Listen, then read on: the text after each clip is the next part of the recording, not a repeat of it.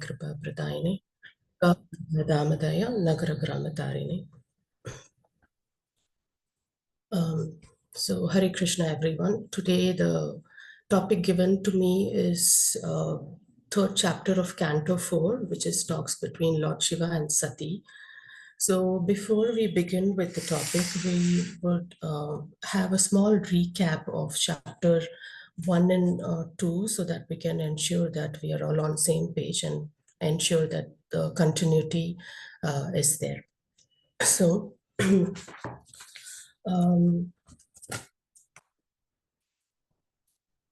right from chapter 21 of Canto 3, Maitreya Muni, he starts the description of the dynasty of Swayambhuva Manu. Swayambhuva Manu and his wife Shatarupa, they had 3 daughters and 2 sons. The 3 daughters were Devahuti, Akuti, and Prasuti, and the sons were Uttanapada and Priyambada.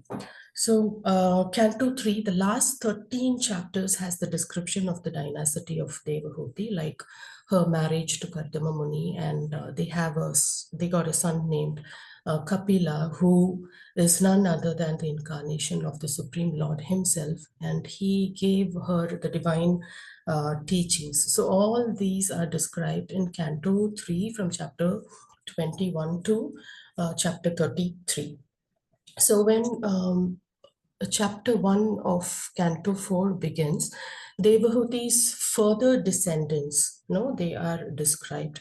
So along with one son, Devahuti and Kardama Muni also had 9 daughters. So who are these 9 daughters and what is their dynasty is described in the first chapter. So even though the names of all the 9 daughters and the name of the rishis whom they married are given, the story of Atri and Anasuya is given in a little elaborated manner in chapter 1 of Canto 4. Now, there's an other dynasty, that is Akuti, the second daughter, Akuti, and she gets married to Prajapati Ruchi.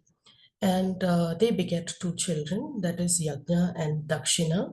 Yajna, and they are the expansion of Lord and his consort themselves. So Yajna is adopted by Swayambhuva Manu himself, and Dakshina is taken care by Prajapati Ruchi. And then when they attain marriageable age, they are married. So thus comes another dynasty. And the third daughter is Prasuti. Prasuti marries Daksha, and they have 16 daughters. So out of these 16 daughters, 13 daughters are given in marriage to Dharma. And one of the daughters, her name is, I don't remember her name. One of the daughters give birth to the Naranarayana rishis. And 14th daughter, Swaha, she is given in marriage to the fire god Agni. So they have 3 children, and out of these 3 children, they have 45 grandsons also. So Agni, along with his 3 sons and 45 grandsons, that is, these 49 fire gods, are the ones who take the oblations which is given in the sacrificial yajna. And the 15th daughter, Svadha, she is given in marriage to the Pitrus. And the 16th daughter is Sati. And Sati is given in marriage to Lord Shiva. But they didn't have any children. So why didn't Sati have a child? Because she gave up her body even before she could give birth. So Vidura asked why Sati did not have a child, and that was because the dispute between Daksha and Lord Shiva. Because of the dispute or misunderstanding between them, Sati had given up her body. So that's the reason there was no children for them. So now Vidura asked, how can she give up her body. And how can Daksha be so indifferent to his daughter? No, she's such a glorious daughter, and his wife and and her husband is also such an exalted personality. So then Maitreya Muni, he tells the whole story of Daksha and Shiva. So that goes on for almost another 6 chapters. That is from chapter 2 to chapter 7. So when it comes to chapter 2, there again it describes how um, Lord Shiva was cursed by Daksha and what was the reasons behind it. Now, what happens is Daksha enters and he enters an assembly where so many demigods and so many sages were present. And there was a big sacrifice which was being conducted. And that prominent demigods like Lord Brahma and Lord Shiva were also present. So as soon as Daksha enters the assembly, everybody stood up and offered respects to him, except Lord Brahma and Lord Shiva. So Lord Brahma is anyhow the father of Daksha. So that was okay. So Daksha again, he went and paid obeisance to his father as well. But when it came to Shiva, he did not stand it because uh, Shiva was closing his eyes and he was meditating on the Supreme Lord. He was meditating on the Super Soul at that time. So Daksha noticed Shiva and he felt, oh, so Shiva did not stand up. I have given my daughter in marriage to him and I'm his father in law. So, as a son in law, he is subordinate in his position. So, he should give me due respects. Why didn't he do that? So, this is superficially given in chapter 2, but the actual enmity between Daksha and Lord Shiva is well explained in text 21 of this particular canto. So, we will do it in detail when we move along to text number 21. So, he was so envious. He was so envious of Lord Shiva that he did not, he felt that Lord Shiva disrespected him by not getting up and greeting him. So he got so offended and he criticizes him, he blasphemes him, and at last, finally, he curses Lord Shiva. So he curses him, he criticizes Shiva in various ways, like he calls him monkey-eyed rascal. He tells that he is unclean and he is wanderer of a crematorium and his associates are hobgoblins and ghosts. And he also blames Brahma there for, no, he was the one who was forcing this marriage, to give Sati to Lord Shiva. So he was cursing Brahma also. And finally, he curses Lord Shiva to be deprived of all the oblations, sacrificial oblations. And he's so angry that he just walks out of the assembly despite everyone trying to pacify him. So he was so angry at that moment. So when a person gets angry, when anger dominates him, this particular quality dominates a person, he just forgets everything. So when one is overwhelmed by anger, the words, whatever he speaks, doesn't have any logical sense. No, he's just driven by this exaggerated emotion, which is a negative emotion. So that is why it is told that whenever you are in anger, never make any decisions because it can be disastrous. So Daksha, like that, he is a great victim of anger, and his anger is because of his envy towards Lord Shiva, and it was so deep rooted. So Daksha is best of Prajapatis, and he's called Daksha because he's expert in procreation. No, he can populate the universe like anything. No, he was empowered to do so, but because he had this anartha of pride, envy, and anger, which was in his heart, he was blinded by this false pride. So thus like that, there's And Daksha, he leaves the assembly without listening to anyone.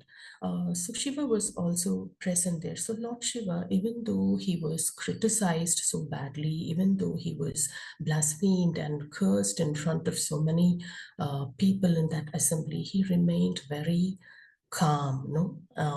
He did not retaliate at all. So like that, he's exhibiting a very a prominent quality of a Vaishnava there, because he knows that there is no use speaking to an angry person. So like that, I told that a person who is dominated by this quality of anger, he loses his senses.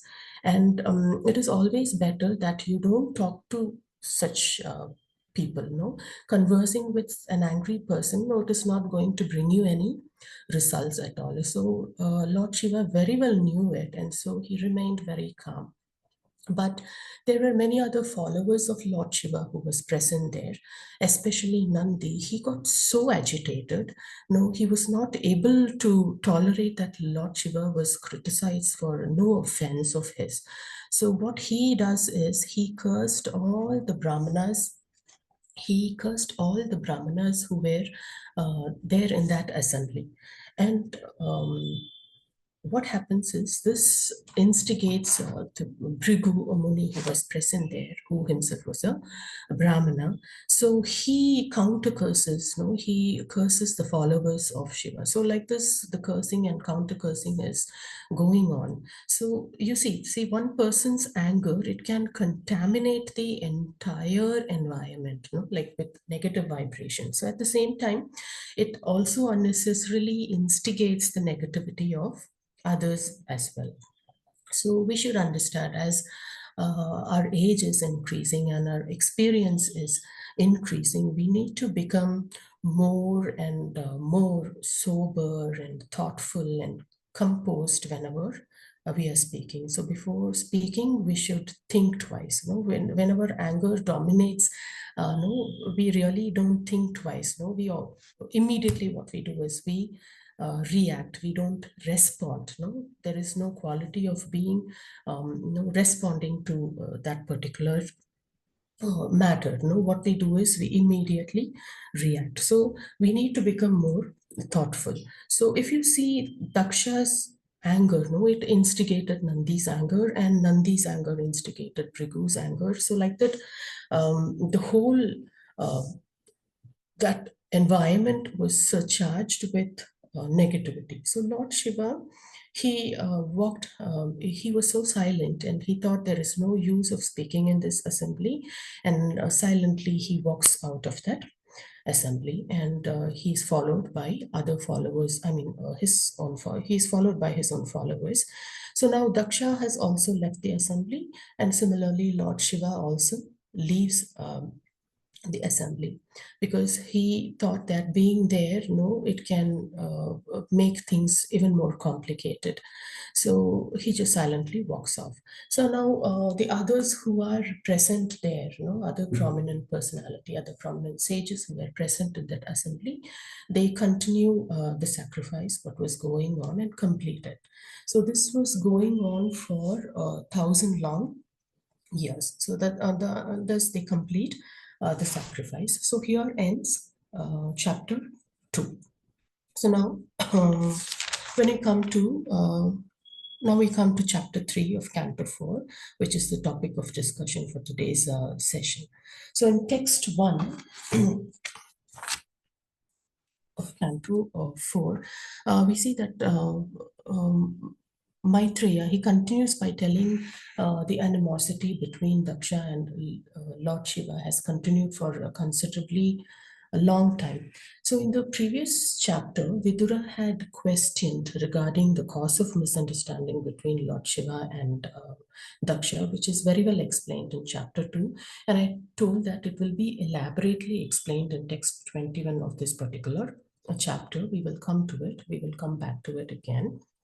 And Daksha was no, the real reason between the enmity of Daksha and Lord Shiva, we will discuss when we come to chapter 21. So now, another question what Vidura asks is, why the strife between Daksha and his son-in-law caused Sati to destroy her body? So the chief reason for Sati giving up her body was Daksha began another sacrificial performance to which Lord Shiva was not invited at all. Okay. Um, Now, although so whenever a sacrifice is performed, although each and every sacrifice is intent to pacify the supreme personality of Godhead, Vishnu so all the demigods, especially Lord Brahma, Lord Shiva, and other principal demigods at Indra and Chandra, everywhere are invited and they take part in it. But Daksha, he didn't want to invite Lord Shiva. So although this Daksha, so when we come to text 2 and 3, we see that, I'm sorry.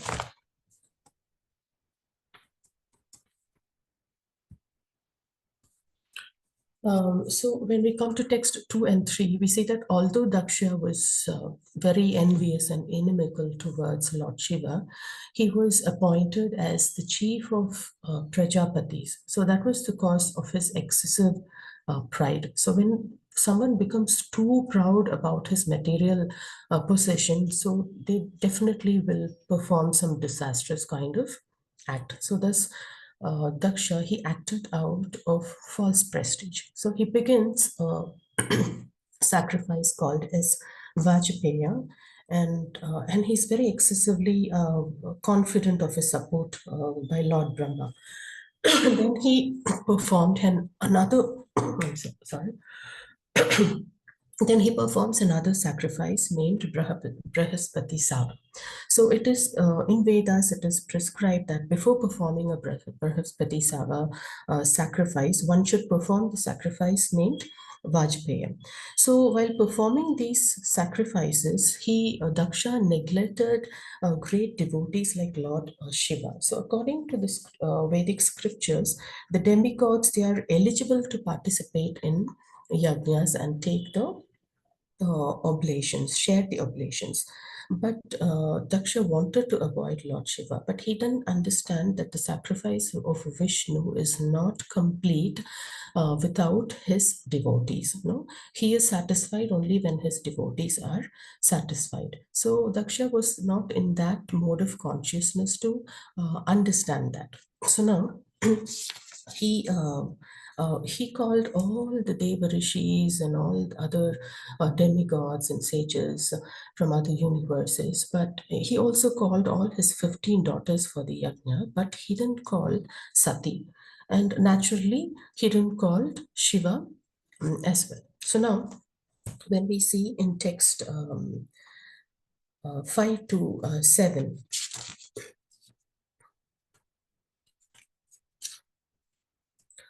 Sati, no, every Sati is watching that.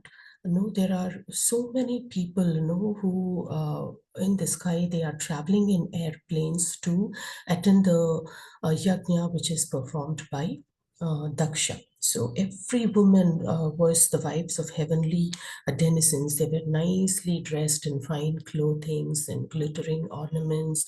They had special necklaces with special lockets, and they were so well dressed and looking very beautiful. So they had accompanied their husbands and they were traveling to the place of sacrifice, and they are talking very highly about the sacrifice what Daksha is performing. So now here we see that it appears that the residence of Lord Shiva was not on this planet, but somewhere in the outer space. Otherwise, how Sati will see that airplanes coming from different direction towards this planet. So seeing all this, now Sati was so impelled to dress similarly like those women and go to the sacrifice with her husband. No, so from text 8 to 14, we see that um, Sati is trying to take permission from Lord Shiva. No? So we will see what she says. Now, Mother Sati, she is trying to convince Lord Shiva to go to the sacrifice performed by Daksha. She says, my dear Lord, no, Shiva, Your father-in-law is now executing great sacrifices, and all demigods, having been invited, are going there. If you desire, we may also go. So she is telling that, my dear Lord, your father-in-law is executing a great sacrifice. She doesn't say the word father, but she stresses on the word father-in-law to give more importance, to show his relationship with Daksha. So she knew that the tension between her father and her husband, so she could not express her willingness directly. So she told it in such a manner that, if you desire to go, I will accompany you. Definitely, Lord Shiva will not be no. Willing to go to that sacrifice where he's not invited. So she is just putting it in a subtle way, telling that, if you desire to go, I will come along with you, I will accompany you. So that she politely submitted her desire to her husband. And she also told that all her sisters would have come with their husbands, and her mother's sisters would have come, all her relatives, all her cousins, everyone would have gathered there for this particular yajna. So she told that even she would like to decorate herself with the ornaments which was given to her by her father, and go there with her husband and participate in this particular sacrifice. So it is a woman's nature, so it is a woman's nature that to decorate herself with good clothing and ornaments and accompany her husband to social functions. So this propensity is not unusual. So in Sanskrit, the word woman means stri. So stri actually means one who expands the material enjoyment. She's the one who expands the field of material enjoyment. So in this material world, there is attraction between woman and man. So this is the arrangement of the conditional life. No? A woman attracts a man, and in that way, the scope of material activities like house or children, wealth, and family, friends, all these increases. So thus, instead of decreasing one's material demands, one becomes entangled as these in material enjoyment. However, Lord Shiva was very different. He was not at all attached by these material enjoyment. He was so callous about all such matters. He did not know how to decorate his wife and participate in social life, because he was altogether in a very different platform. So, as stated before, the tension between Lord Shiva and Daksha continued. Since it continued for a very long time, Sati, therefore, had not visited her father's place for a considerably long period of time. And she had not met any of her relatives for a very long time. So, she was so anxious, to visit her father's house, particularly because on this particular occasion, so that she can meet all her sisters, their husbands, and other relatives, her cousins, and everyone. So, particularly, she wanted her to be accompanied by her husband. It's not that she wanted to, of course, she didn't want to go there alone. She told that, I would like to accompany you to go there. So Sati here is defined as Dakshayani. So Daksha, since she is the daughter of Daksha, she's called Dakshayani.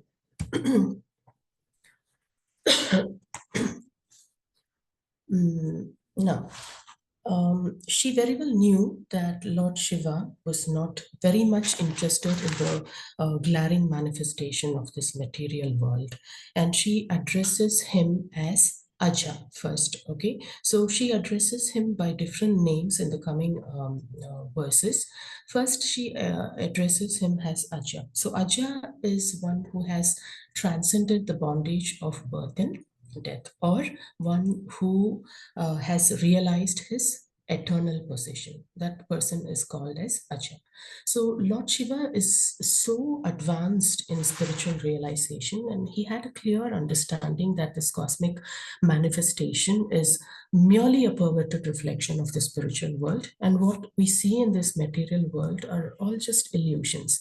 You know, But Sati says that I'm a poor woman, I'm an innocent woman, I'm not so advanced like you in this transcendental realization. So naturally, all these things appear to me as real.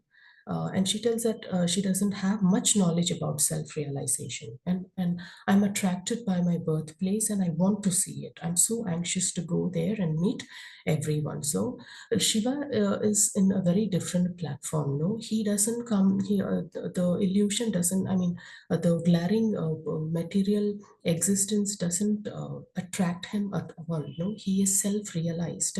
But Sati says that I'm not like you. I'm not like you. I don't understand. Even though I have heard all these things from you, I'm really not able to come into a decision that no, all these things are illusions. Whatever I see around me are illusions. No, for me, everything appears to be real. No, this my birthplace, my father, my um, sisters and all those, no, for me all those appears to be real, and I'm so anxious to go there. No, I don't want to hear what you are telling.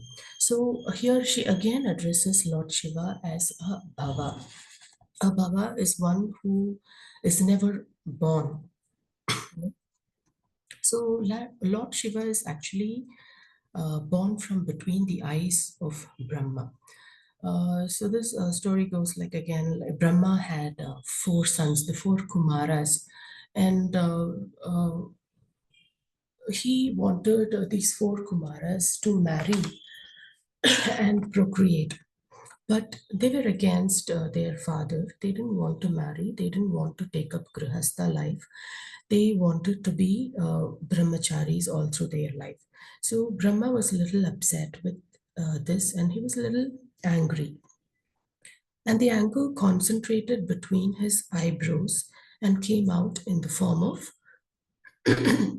and he came out in the form of Rudra, that is Lord Shiva. So this is how Lord Shiva appeared in this universe. So here, he that is why he is called as a Bhava. He is also Bhava. This is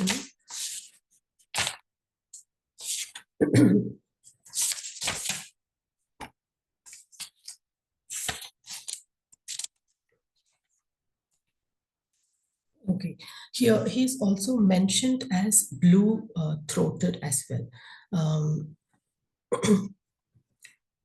That's because Shiva drank an ocean of poison and he kept it in his throat, which is why he is called Nilakanta. The reason why he did that was for others' benefits. Okay, in other words, he could drink such a great amount of poison for others' benefit. So now, since his wife was personally requesting him to go to her father's house, even if he did not wish to give that permission, he should do so because out of his great kindness. He should do because he was really kind. No, if he is able to show that kind of kindness to other living entities, then why not to his own wife? So that's the reason. No, Sati is reminding him that he is Nilakanta and he is Abhava and all those things, right? So here she also makes a point that there is no harm. She argues with her husband, telling that there is no harm if you go to a house of one of your friend or your husband, your spiritual master, or your father without invitation. Who said there's no problem. No, you really don't have to wait for an invitation to go to your father's place. So there's nothing wrong in me going. So Sati pleads to Lord Shiva to please be kind towards her and fulfill her desire. But now we see that even though Sati wants to go attend the sacrifice which is organized by her father, Shiva Lord Shiva really didn't want to go there. But Sati is pleading to Lord Shiva to fulfill her desire because she wants to go there, definitely accompanied by him. Yeah. So thus um, she no, displays her desire to go to her father's place, and she is trying to convince Lord Shiva up to the text 14. Now from text 15 to text 25, we will hear Shiva uh, advising Sati, giving reasons why not to attend the sacrifice held by her father. So, the next 10 verses, Shiva is giving reasons to giving reasons to Mother Sati uh, why not to attend the sacrifice conducted by her father. So, text 18, I mean, sorry, text 15.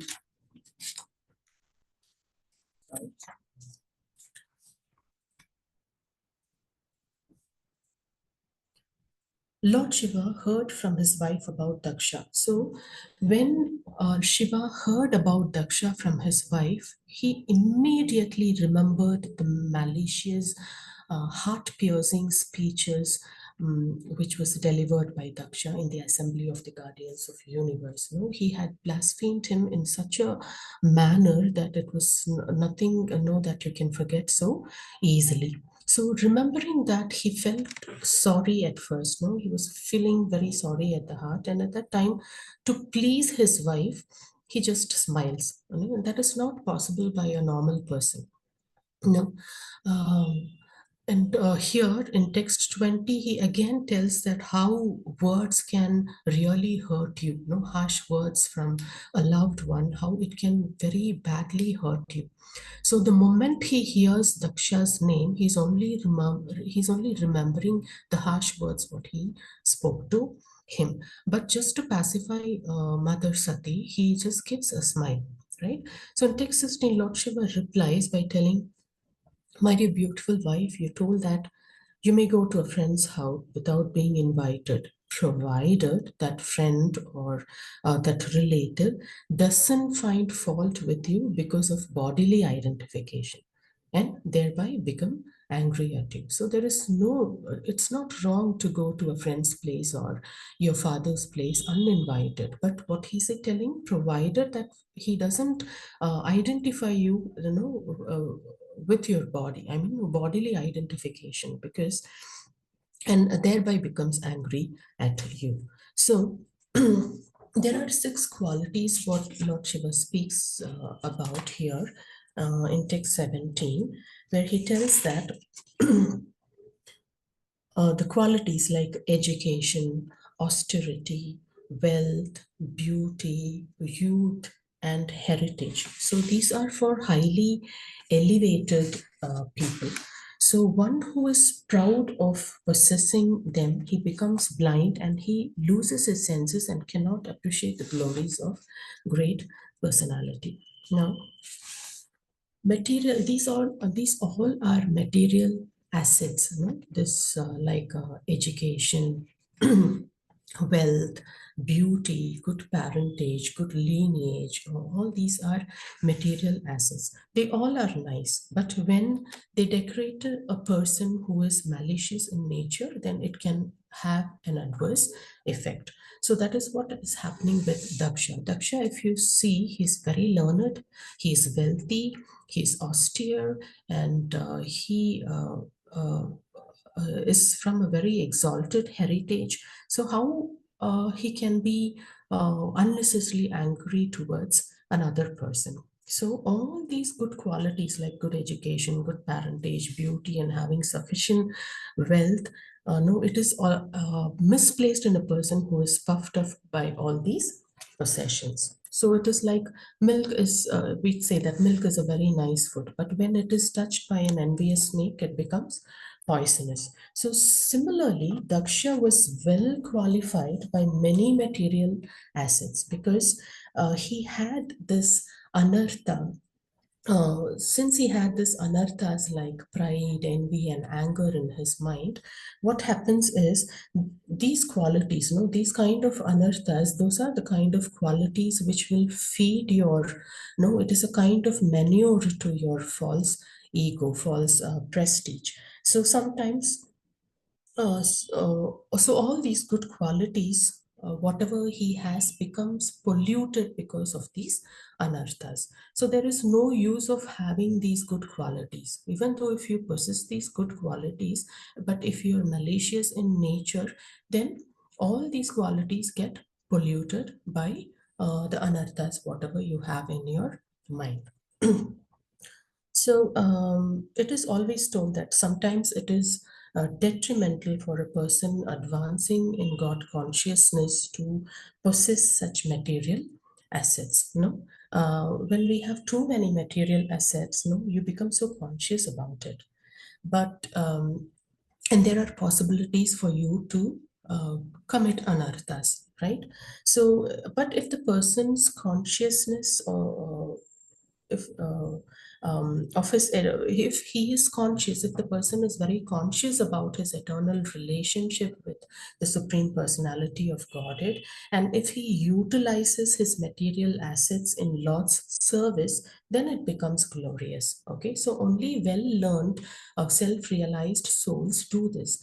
Okay, if you are having that many material assets, if you're using your wealth, you're using your ability, you're using your lineage in the service of the Lord, only then it becomes glorious. But if not so, then it is a hindrance for your spiritual. It can definitely become a hindrance to your spiritual advancement. No? So that also uh, Lord Shiva uh, quotes to Mother Sati.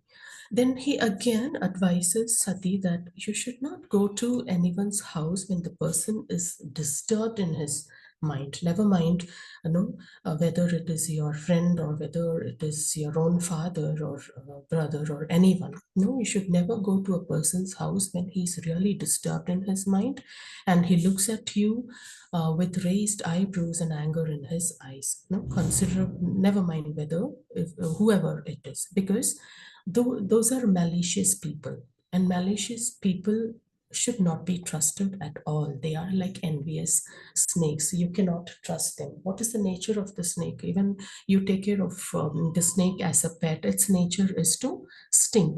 It will sting you, it will bite you anytime, right? So malicious people are also like these envious snakes. They should not be trusted, and they're always, they are unsteady. So he's advising her, no, it is not right on your path to go there. But Sati, she was so obsessed with this thought that somehow she has to reach to her father's place, and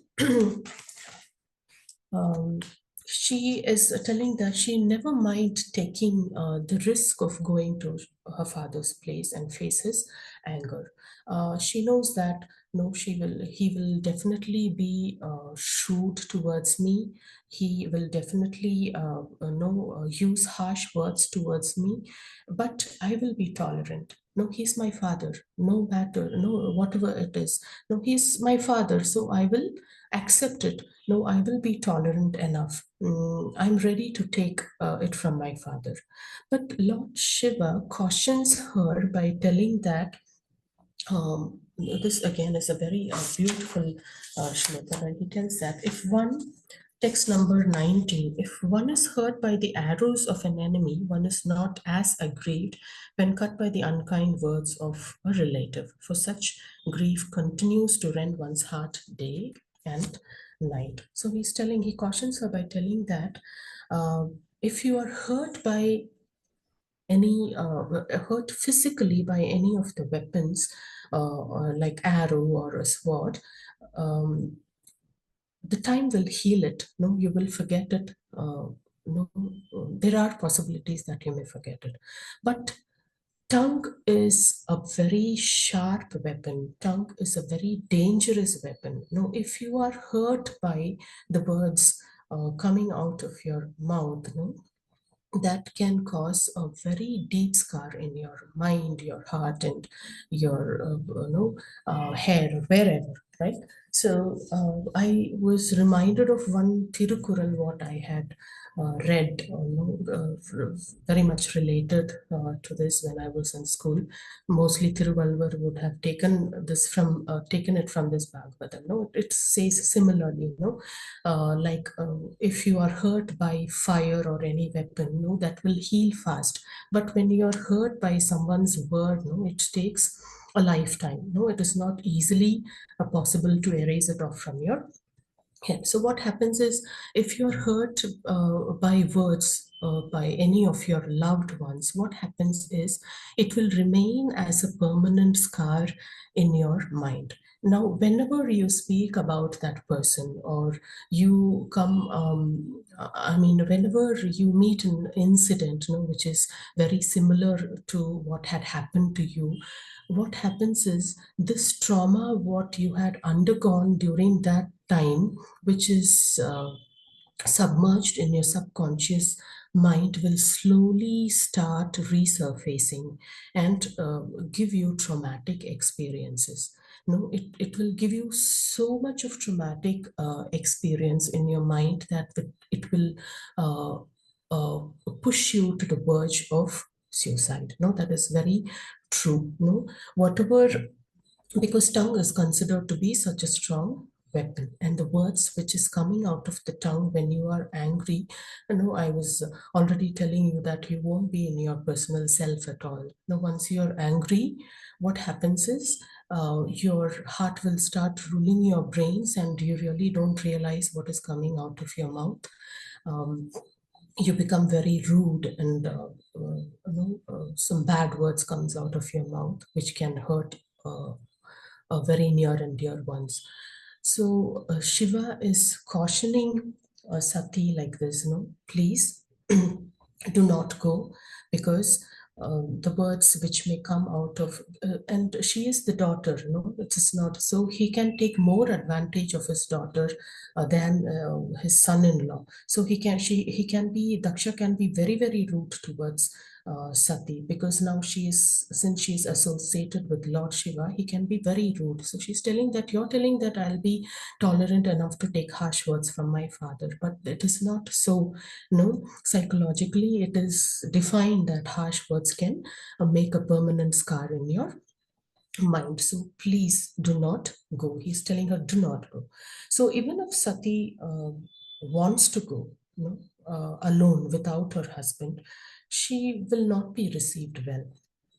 And Lord Shiva knew it. And because Daksha will only now see her as Lord Shiva's wife, so Shiva is indirectly requesting her not to go. Now we'll come to text 21, what I was telling you. In text 21, the real reason for the enmity between Lord Shiva and Daksha is explained here. Daksha was envious of Lord Shiva because of Shiva's high position as an incarnation of quality of the Supreme Personality of Godhead, and because Shiva was directly in contact with the Super Soul. And therefore, he was honored and given a better place than Daksha. So, this quality of Shiva, this is, he has a high position as an incarnation of a quality of Supreme Personality of Godhead. This was a little confusing for me, and I did a lot of reference on this, and I got a very beautiful explanation related to this particular line, that he's incarnation of quality of Supreme Personality of Godhead. So what is the quality what Lord Shiva has? I will read it out for you. Now, we know that Lord Shiva had come from in between the eyebrows of Lord Brahma. So sometimes these empowered personalities may appear, I'm sorry,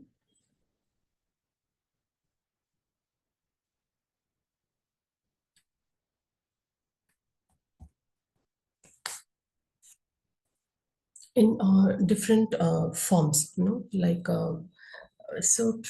technically speaking, Lord Brahma is considered to be father of Lord Shiva, but that doesn't actually apply, right?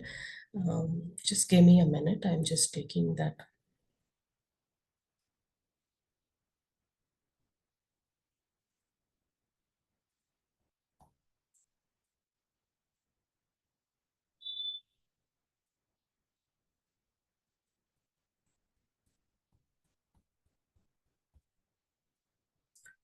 Okay.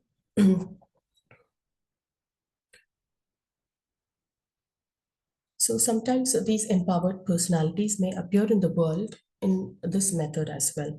So, but we must understand the proper truth or the principle. Lord Shiva is greater than Lord Brahma. So Lord Brahma is a jiva. A jiva means who is an individual spirit soul like you and me. So, but he's an exceptionally qualified jiva, very, very qualified and extremely pious. And Shiva is not a jiva, he's somewhat in between. Shiva's situation is unique. So his tattva is in a separate category called Shiva Tattva. And we as individual souls, we are in the category of Jiva Tattva. And the Lord is in the category of Vishnu Tattva. Krishna and his Vishnu expansions are all God, and we all are his tiny parts and parcels, the Jivas. But Lord Shiva is neither a Jiva nor is he the Supreme Lord. He's something in between. He's actually such a unique category because he shares some qualities of the Lord and some qualities of the Jivas. So he's midway between. So, when Chaitanya Mahaprabhu is teaching Sanatan Goswami the different qualities of Krishna, he mentions that there are 50 qualities that Krishna has in completeness. So, these qualities exist in Krishna like deep ocean. For example, he is learned, he is genius, and so on. So many qualities like this, 50 qualities. And then Mahaprabhu says that the jivas, they also partake of 50 qualities of Krishna, but in a very mild, it is like very tiny fraction of Krishna's qualities appear in the jivas, like you and me.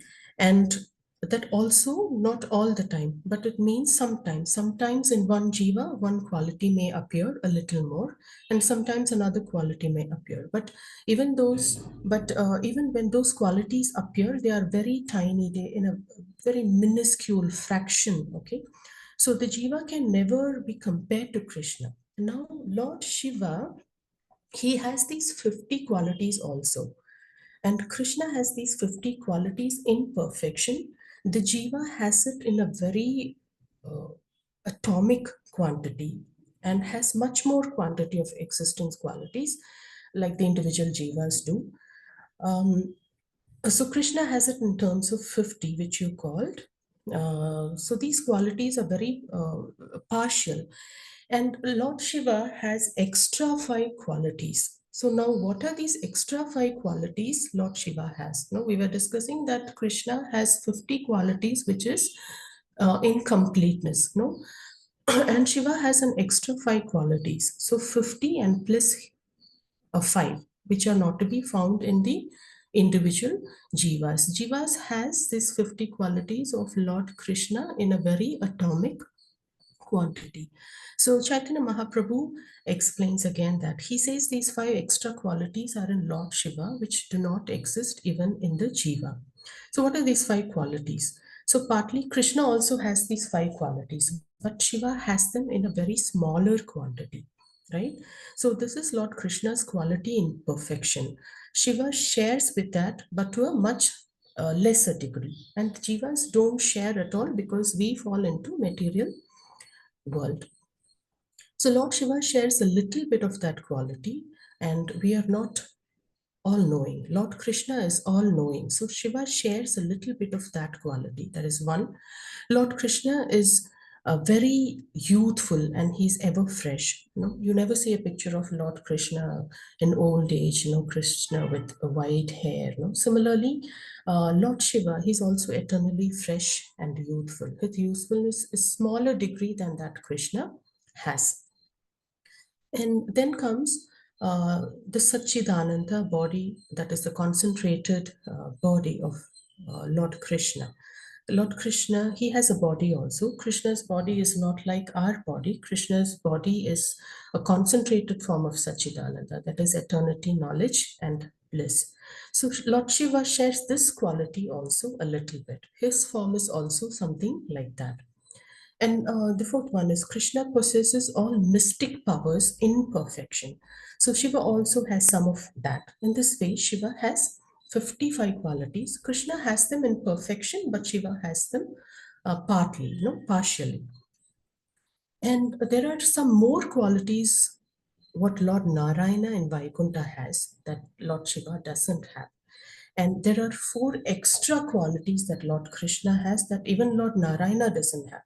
So, in brief, in other words, Krishna has 64 qualities in perfection, and Lord Shiva has 55 qualities.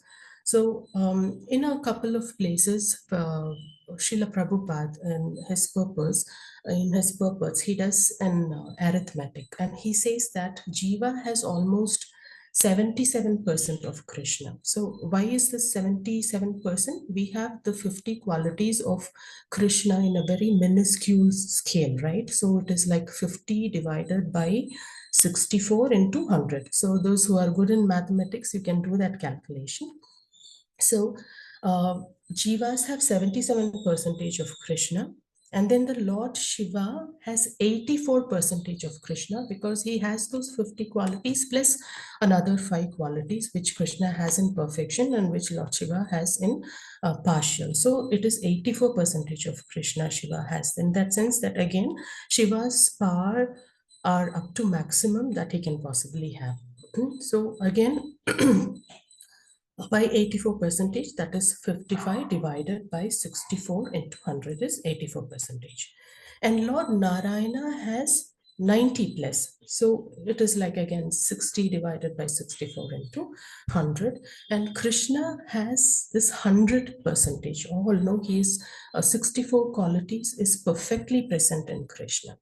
So so anyway, this is Lord Shiva's position in relationship to Krishna and in relationship to he's sharing some qualities of the Supreme Lord. So he also shares some qualities of the Jivas. Some of the qualities of Jivas are basically the limitedness of Jivas.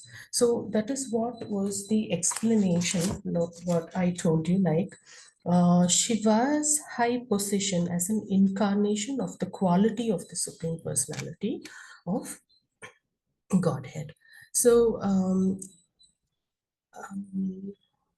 now there is a third quality that distinguishes Lord Shiva from the others. That is, he is in contact with Durga or Maya, who is his wife, his consort. That is material nature, right? Mm, Okay, this again, too much of information is there. I think I will stop there. So that is why, he is believed, he possesses this high possession as an incarnation of the quality of Supreme Personality of Godhead, and he's directly in contact with the Super Soul. So this is the reason, he was given a very honorable position than Daksha. So Daksha has had this kind of envious attitude towards Lord Shiva from a very, very long time. It is not that just because Lord Shiva didn't greet him by standing up in the assembly, he suddenly cursed him or anything like that. No, he was piling up his emotions for so long a time that that particular incident, it was a breaking point. Um, it was like, it was an outburst of his emotions, like an how a volcano erupts. So that is why we also tell that we are not supposed to pile up our emotions, whether it is hatred or anger. You come out with it. No, you don't have to be very shrewd or very hateful, but in a nice manner you can put it across to the person whom you have such emotions to, right? So this was the reason. So the emotions what Daksha exhibited was the bottled up emotions what he was carrying in his mind for a very very long period of time. And this incident just gave him an opportunity so that he cursed Lord Shiva. Right. So in text 21 and so text 23 and 24, this again, Prabhupada has given a very long purport where he talks about the Vasudeva consciousness. No, he's telling that um, he is always meditating on the lotus feet of the Lord. Lord Shiva is always meditating on the lotus feet of the Lord. So that is the reason when Daksha entered the assembly, he was in such a state of trance that he didn't even notice that Daksha had entered the assembly because he was meditating upon the super soul. So he is telling that this is called as the Vasudeva consciousness, where the Lord reveals himself. No, when you have pure consciousness, the Lord reveals himself to you. So he is trying to convince Mother Sati by telling that I was in that trance condition, so I didn't know that your father had entered the assembly. And very intellectual souls, they know that if they are offering obeisance to a higher personality, they are not just merely offering obeisance to their material body, but they are offering obeisance to the Paramatma who is residing in their heart. Okay. So thus Lord Shiva gives the final warning to Sati in text 24 or 4 and 25. So he is telling that for all such reasons, no, you should not see your father, you should not go to that sacrificial ceremony, although he's the giver of your body, because he and his followers are envious towards me, and this particular attitude will be almost focused on you when you go there. So, but see, for a woman, both her husband and her father are worshipable. No, um, she cannot, what do I tell, no, give more importance. It's like either to her father, not to her husband, because her husband is the protector of her woman in her youthful age, and father is her protector during her childhood. So both are worshipable. So, but especially father is more worshipable because he's the giver of your body.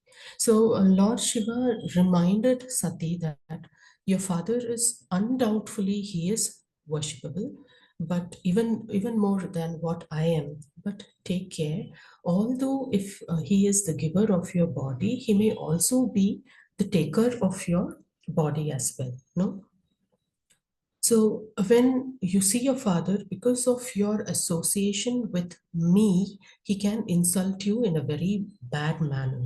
And such an insult from a relative is worse than death. So especially when it's well situated. So Lord Shiva is cautioning her, warning her by telling that you are such a respectable woman, you are my wife. No, so now your father, whenever he sees you, he will always associate you with me. I know that your father is more worshipable than me in that structure, but still you have to be cautious because he can insult you in a very bad manner, and that insult from a person like your father can be worse than death. So it is better that you stay back.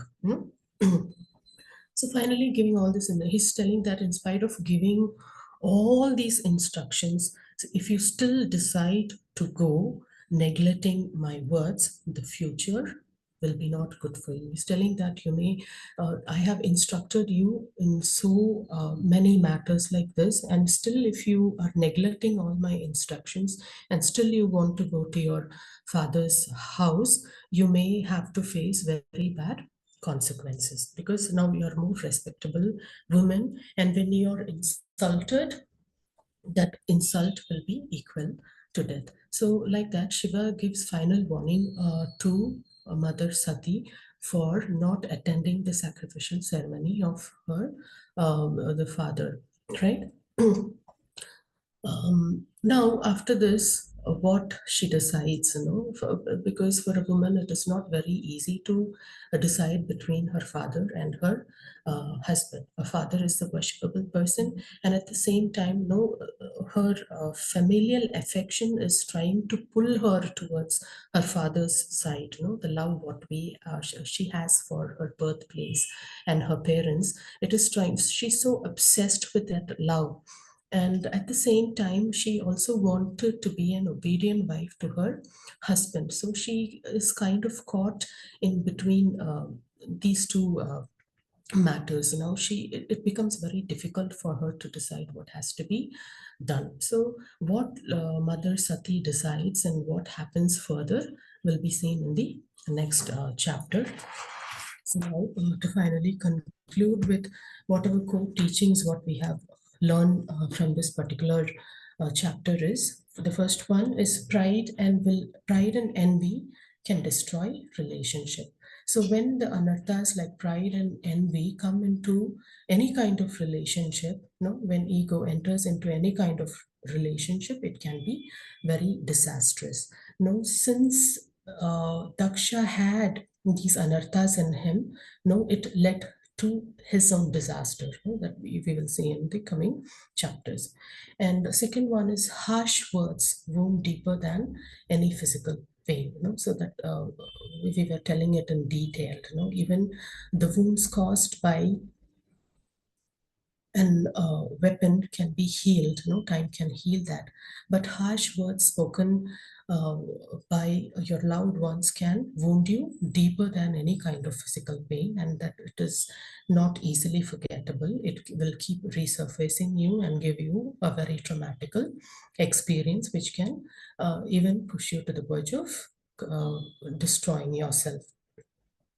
And the third one is family tie should never overshadow spiritual truth. Okay, so there are some truths which you have to follow, right?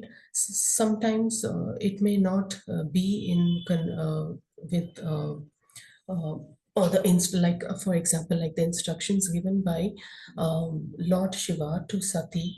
Even though it seems to be so true, Sati is not able to take it uh, take all those instruction in its true sense, because she is blinded by the love and attachment what she has for her maternal part of the family, right?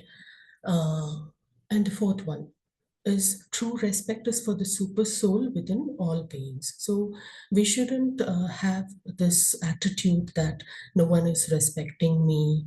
Okay, no. So the true respect is actually given to the Paramatma, who is the super soul who is residing in her heart. And a real devotee always stays humble, like Shiva absorbed in Vasudeva. So, who is a real devotee? A real devotee is humble, he is patient, and those kind of qualities is exhibited by Shiva in this chapter. And what you shouldn't have, the anarthas, that represent Daksha. So I think these were the core teachings what we were able to imbibe from this particular chapter. And one more slide I think I have.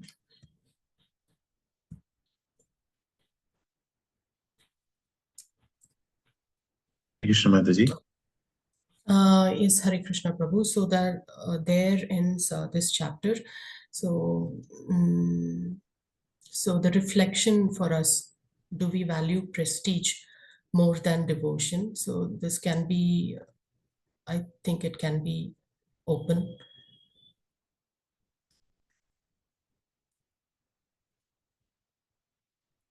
Do we Do have you, to value prestige more than devotion? do you want What? to discuss Mataji, Yeah. with the Yes. that should be good. So everybody can open up and share your views.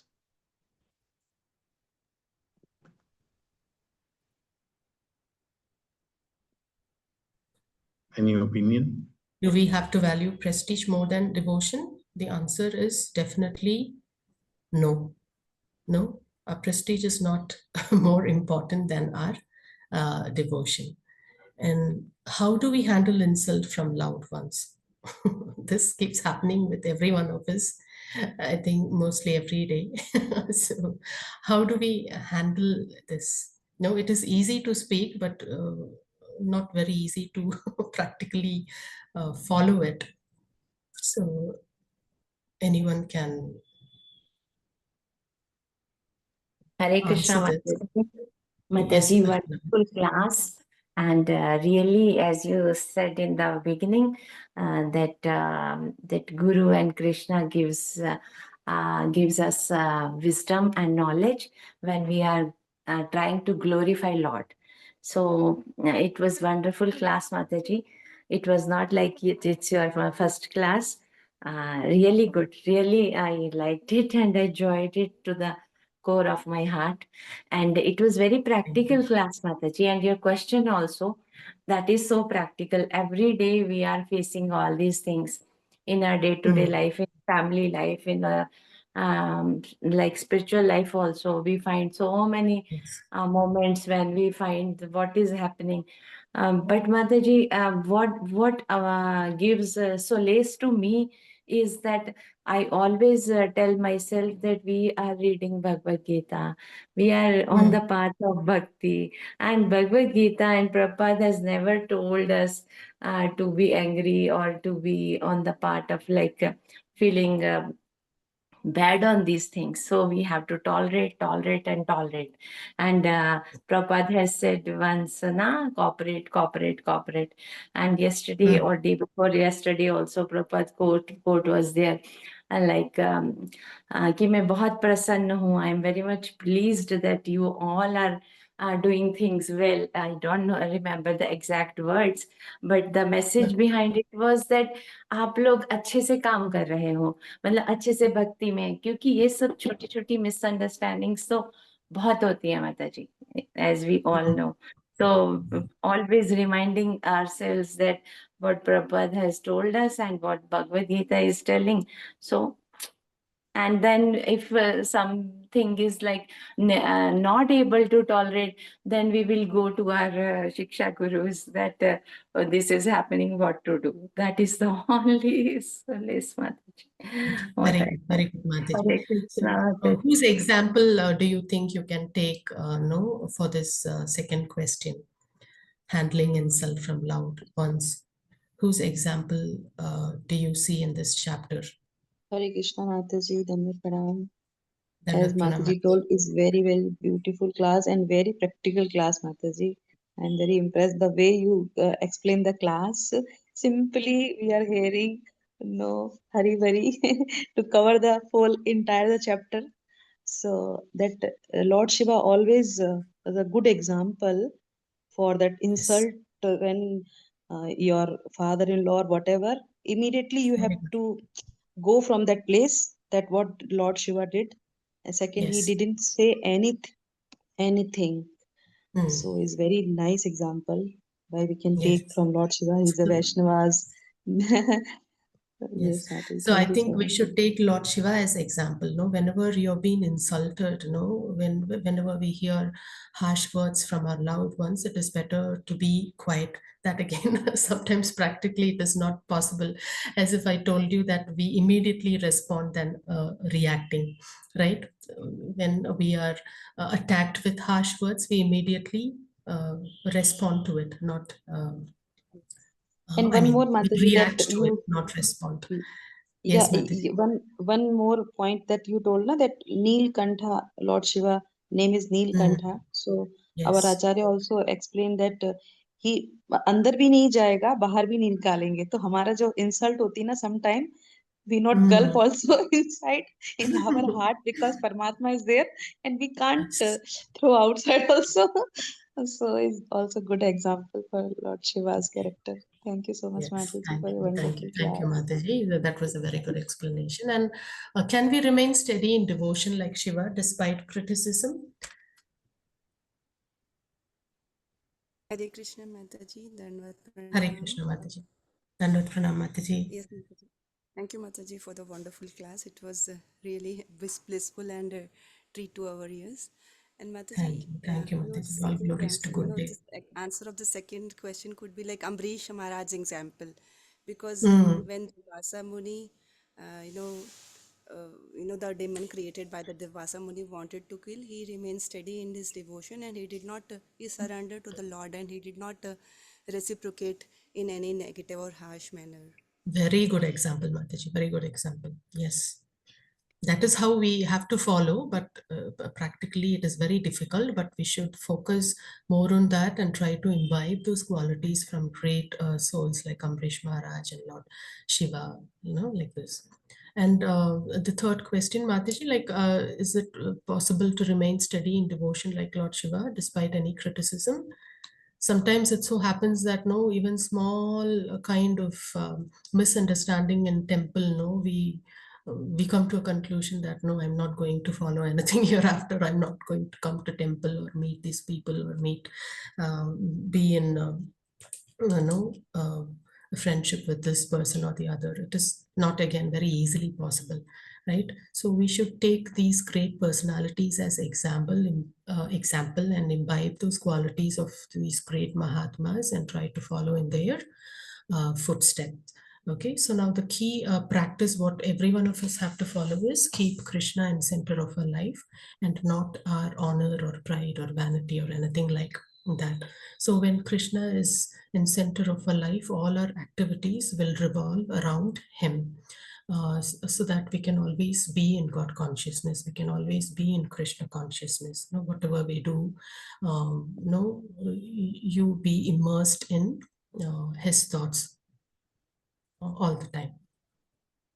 So thank you. Any other comments, what anyone wants to discuss? Srireka Mataji had raised her Hare hand, but I Krishna Mataji. heard her hand. 1 minute. I think let Srireka Mataji speak if she has anything to say. Yeah, thank you, Prabhuji. And as everybody said, it was such a beautiful class, It just flowed so naturally from you, Mataji. And we would love to hear more from you.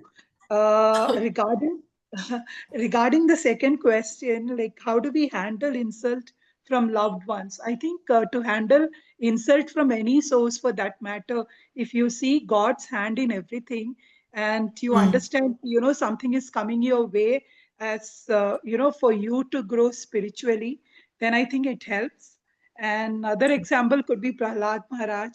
He also went Nice. through a lot of insult and Yes. stuff from his father, but still stayed steadfast in devotion. Very nice example, Mataji. Very nice. I'm not sure Hare some. Krishna Mataji. Please go ahead. Sorry, Prabhu. Can I continue? Yeah, please go ahead. Okay. Hare Krishna Mataji, very wonderful class, full Hare of Krishna, practical Prabhu. lessons, especially for Thank me you. as a newly married person. I think there are pearls of wisdom that I can inculcate and use it. And just wanted to add to what Nitya Priya Mataji told, that Yes. regarding Lord Shiva, I think so the situation currently is opposite in today's Kali Yuga, wherein son-in-law is father-in-law is supposed to take care of son-in-law and he has to get us. That is how our parents and our grandparents have treated the son-in-law, and Okay. they get offended if something happens, and the wife has to come back and hear the what happened entire her life like what happened in marriage. They'll be telling in the grandparents sorry, grandchildren's wedding also. They will tell, in our wedding your father did not give me this and that and all those things. So I think so this is how I think we should see how we should respect our elders, and especially our father-in-law, because he has given kanyadan and he has blessed us with their most I can say prized possession.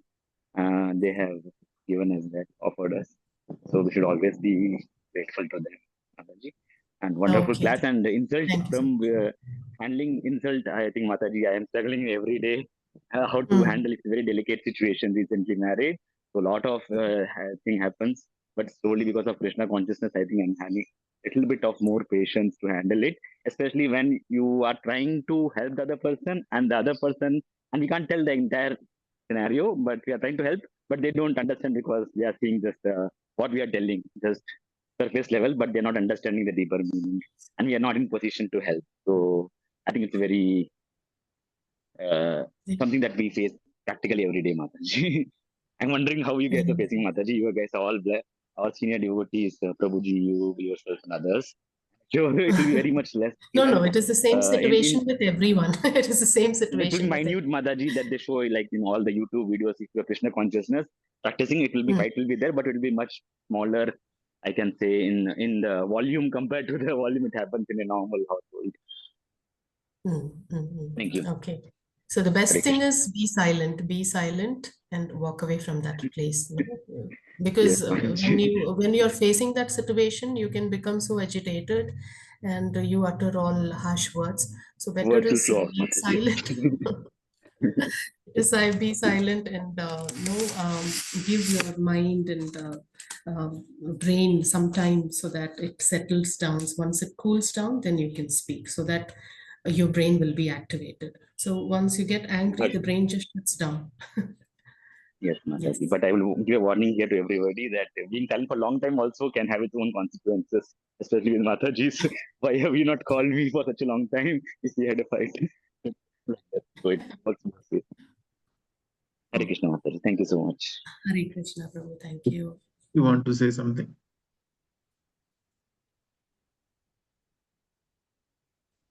Anuttama Mataji, you want to say something? You have raised the hand. Hare Krishna, Prabhuji.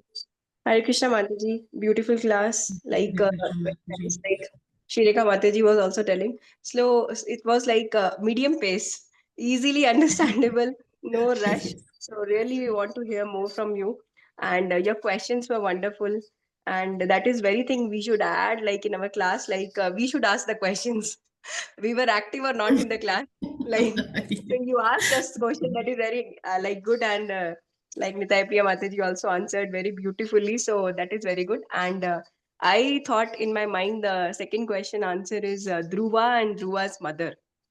Very Like nice. Yes, they, you have taken out so many examples now for this yeah. particular question. Yes, so that comes in very mind and how like our gurus and our shiksha gurus they help us know like when we are in such kind of situation, sometimes from family also. So this thing Mm. like Dhruva's mother, how she help and how Dhruva also take that. And another thing, third is like we should have to keep our ego down for the Lord. Everything what is I'm doing, I'm doing for the Lord. So it's okay Yes, if I am also somebody has told me something, so it's okay, but I have to do for Lord. I have to go. So like very that, nice, if we very think, nice. Very so nice that is good. realization. So Thank you so that's much, what, no, we Mataji. get a lot of Yeah. practical lessons from all these, Bhagavatam and all our scriptures, So Mm, we should know how to practically apply it in our life. mm, That's why I know these kind mm, of questions were put across. mm. Yes, devotees really help Mataji. Even many times I get such situations when I talk and all. So it clears the mind. And Mm. also because if we won't talk, then it creates again and again more like deeper situations. So better we should open up our heart with devotees and we can discuss them and how we can come out of that situation. Yes. Yes. Never have Thank you, hatred Mataji. towards everyone because everyone's Yes. nature is so different. No, everyone Yes. cannot be the same. So once when Yeah. you Yes. understand nature of a person, no, you adjust Mm. according to it. No, that always Mm. helps. Yes. Thank you, Mataji. Thank you so much. Mm. Yes. Hare Thank you. Krishna. Yes, I think Prabhu, we will Yeah, close it. Any more questions? you know, thank you. I just want to echo what others said, Mataji. It was very, Yes, very, Prabhu. as your personality, calm, composed, same pace class. It was, and you covered it very well. Although it was a simple chapter of just a conversation between Shiva and this thing, you took so many practical learnings from this. It is really really amazing to see that. And you were Thank you saying so in the much, start, Prabhu. All those mercy. why didn't I ask you early to take the class? So now more frequently you will get a call from me, Mataji. So that you to take. So be ready. Now you don't have any reason to not give classes. Beautiful class. I really admire and appreciate that you put so much effort in, getting into even Shiva Tattva. It is a very tough topic always. Actually, to be asked to ask me, I get nervous about the topic of explaining Yeah, Shiva even Tattva. yes, Shiva Tattva, even I wanted to understand it in detail. So that's why I did a lot of reference, because without knowing, speaking, it was not that right. Half knowledge is always dangerous, right? So that's why I jumped into that topic very deeply, because Very it was for my own purification process also. Lord Shiva has. So very nice. That section was very really amazing because that There is clears more to explain in that, Prabhu, because of time constraint. I thought I'll just stop there for Shiva consciousness. quite on Shiva Tattva. Shiva Tattva, yes. Was happy because that's always a doubt all devotees have about Shiva Tattva. So very nice. Yes. You covered it. Although he's born out of Brahma's anger, through Rudra as Rudra, but then he's above Brahma. He's not a Jiva. He's between Vishnu and Jiva Tattva. So that is the exalted position of Lord Shiva. So sometimes Vaishnavas, they get really carried away and they start talking about Lord Shiva in a very, of course, we know Vaishnava Nam Yatha Shambhu, we always say that, but he's not an ordinary Vaishnava. Like, we should not treat him like, oh, he's like me, I'm a Vaishnava, but he's a little greater Vaishnava. But that Yes. Tattva is, he's his exalted position. He is the, controller of the Tamo Guna. So in those aspects, it's very important to understand that Lord Shiva is not an ordinary personality. He's almost Lord Vishnu. I'd use the word almost. Yes. So Yes. it's very Yes. important to understand this. And maybe a few more chapters are there, as you told about this pastime. So maybe we'll have to focus more on Lord Shiva's quality for next couple of sections. Chapters. Yes, Prabhu, there is a lot more to speak. No, I was thinking, no, it shouldn't. No, because of constraint of time, I thought I just cut it short. By how he comes in touch with Maya, and what are the different hats he wear, and there is a lot of description about Shambhu, Sadashiva, and all those aspects. So I thought, no, it will take a very long time if I focus more there. So just to underline the part where he is the incarnation of the quality of Supreme Lord. So I thought that much was enough. But surely, love to hear that more, Mataji. So maybe in some of the future session, if you can cover, that would be great. Yes, I will. Yes. Thank you so much. Thank you everybody for joining. So before we close tomorrow, our Seva is cooking. Tomorrow is we have Pitra Amavasya or Mahalya Amavasya. So there were some constraints about cooking, because temple wanted to do some cooking for devotees who will come for Tarpan Seva. So for that, our scope of our cooking has reduced.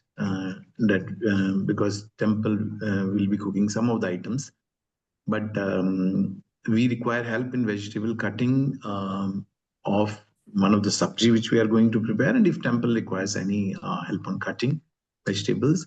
So I humbly request everybody to come by 7 a.m. tomorrow to the temple and help in cutting vegetables for sabji, and if any help is required from the temple side cooking, we should help them.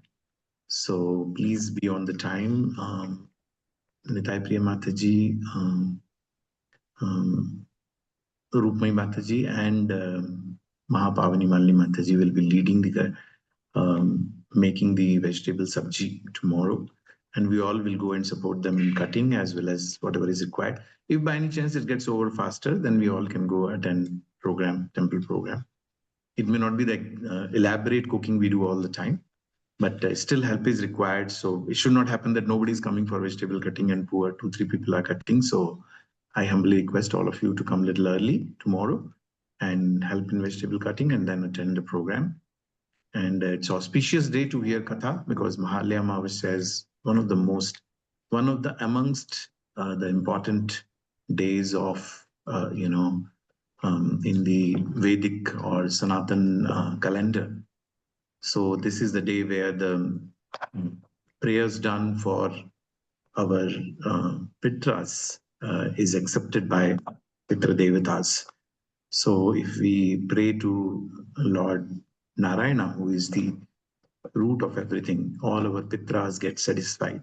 So this is auspicious day to hear Bhagavatam, auspicious day to, participate in program, take the association. And any one of you want to do Tarpan Seva can I think that details were sent in Absolute Truth. You can do in temple as well if you want to do Tarpan Seva for your ancestors. But more important than that is this is the day where we can pray to Lord Vishnu to shower mercy on our Pitras, our ancestors.